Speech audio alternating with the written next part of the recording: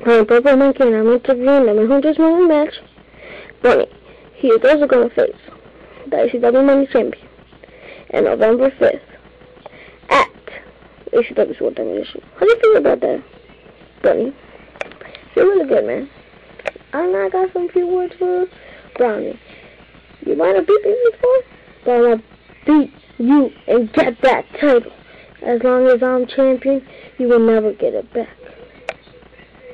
Strong words, but I talked to him yesterday, and he said whoever wins this match, tell them that I want to face him in a table match.